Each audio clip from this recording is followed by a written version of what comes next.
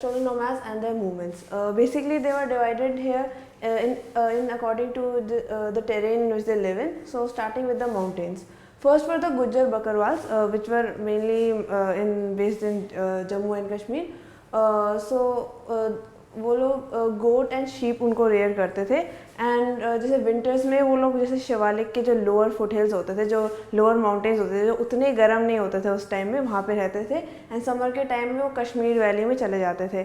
जब वो कश्मीर वैली की तरफ समर्स में जाते थे तो उस टाइम में वो जितने उनके हाउस होल्ड्स के ग्रुप्स, खलीफा करके नाम था, उस वाले ग्रुप्स में वो जाया करते थे।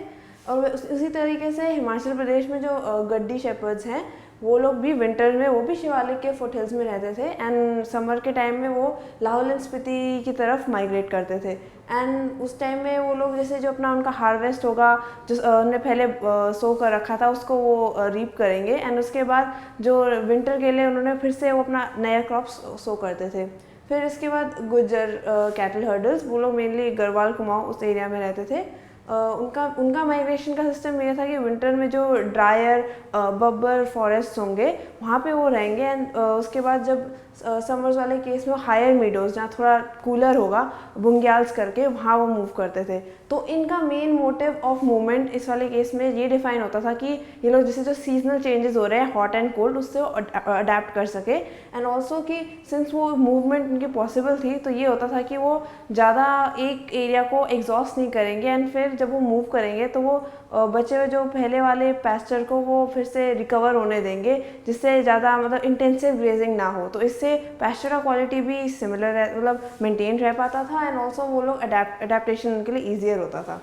फिर next plateaus, plains and deserts में जो ट्राइब्स पाए जाते थे वो थे मेनली एक तो ढांगर्स एक टाइम में बहुत बड़ी कम्युनिटी थी महाराष्ट्र की। उन लोगों के लिए मेनली शीप उनके लिए रेयरिंग उनका सबसे मेन था एंड उसके साइड में कुछ लोग बफेलोज भी रेयर करते थे and sometimes they used to be weaving blankets also. और जैसे मेनली उनका वो सेंट्रल प्लेट्यू में रहते थे महाराष्ट्र के, वो काफ़ी सेमी एरिड रीजन है, तो जब मानसून होता था तो उस टाइम में वो काफ़ी अच्छा लार्ज ग्रेजिंग ग्राउंड उनके लिए बन जाता था। बाय द टाइम मानसून जब ख़त्म होते थे तो फिर वो अपना हार्वेस्ट जो बाजरा होता था उसको अक्टूबर तक हार्वेस्ट करने के बाद वो फिर जो कोंकण कोस्ट उनकी तरफ मूव करने लगते थे। कोंकण कोस्ट में ये है कि वहाँ हायर मॉइस्चर है एंड वहाँ पे सिंस ज़्यादा रेनफॉल होती है तो जब वो नॉन मानसून सीजन के लिए वो बहुत परफेक्ट था एंड उस टाइम में जो कोंकणी पीजेंट्स होते हैं तो उनका भी जो क्रॉप्स उनका खारिफ क्रॉप्स उन लोगों को उन्हें हार्वेस्ट कर लिया होता है, तो उन्हें अब राबी क्रॉप्स के लिए प्रिपरेशन करना होता है, तो उसके लिए उन्हें फर्टिलाइजेशन करने की ज़रूरी है।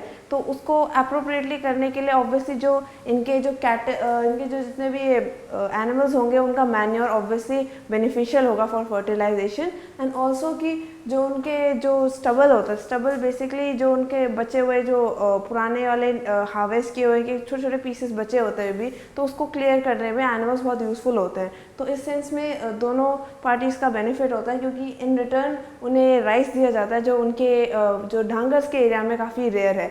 तो and by the onset of monsoon they start moving back to the central plateau, क्योंकि मानसून में सिंस ये बहुत हाई मॉइस्चर वाला ऑलरेडी एरिया तो ये ज़्यादा मडी हो जाता है and it's becomes more wet, तो ये शीप के लिए बहुत अच्छा नहीं है। एंड फिर जो कर्नाटक एंड आंध्र प्रदेश के रीजन में मेनली गोलास, कुरुमास एंड कुरुबास थे। Golas mainly were cattle herders but Kurumas and Kurubas sheep and goat herd करते थे एंड साथ में जैसे ब्लैंकेट वीव करना उनका वैसा था। इनका भी जो मूवमेंट था सिमिलर इनकी तरह सारे इस वाले रीजन में जितने प्लेट्यूज रीजन में इनका मेनली डिपेंड करता था इनके सीजनल चेंज जो होता है mainly monsoon season and the dry season. और इस वाले केस में भी जैसे ये लोग इसलिए मानसून वेट एरियाज में, कोस्टल एरियाज में नहीं रह पाते थे क्योंकि शीप एक्लिमेटाइज नहीं कर पाता था एंड सिवाय बफेलोस क्योंकि कोई और एनिमल्स वेट कंडीशन को टॉलरेट नहीं कर पाते थे। कमिंग टू डेजर्ट, जैसे मेनली जो Banjaras which are one of the most famous sets of tribals, उनका जो mainly Rajasthan, Punjab, UP, MP, Maharashtra में पाए जाते थे। उनका मेनली ट्रेड ये था कि वो जो उनका प्लो कैटल जो रेयर करते थे वो वहाँ पे उन्हें सेल करके उसके बदले ग्रेन एंड फॉडर कलेक्ट कर सकते थे। एंड ऑल्सो राइकास जो दूसरे राज्य वो मेनली राजस्थान डेजर्ट्स में रहते थे, उनका भी मूवमेंट मानसून पे डिपेंड करता था। मानसून पे वो मेनली अपने होम विलेजेस वहाँ पे रहते थे, तो होम विलेजेस उस टाइम में सिंस वो अप्रोप्रिएट थे ग्रेजिंग के लिए, तो वहाँ पे उस टाइम में उनके लिए रहना ठीक था। बाय द अक्टूबर वो लोग अपने और पैस्चर्स को सर्च करने के लिए वो और रीजन्स जाते थे। एंड उनमें भी जैसे मेनली 2 टाइप्स के थे। वन वर द मारू राइकास जो डेजर्ट में कैमल्स को हर्ट करते थे, while other types of Raikas mainly focus on sheep and goats.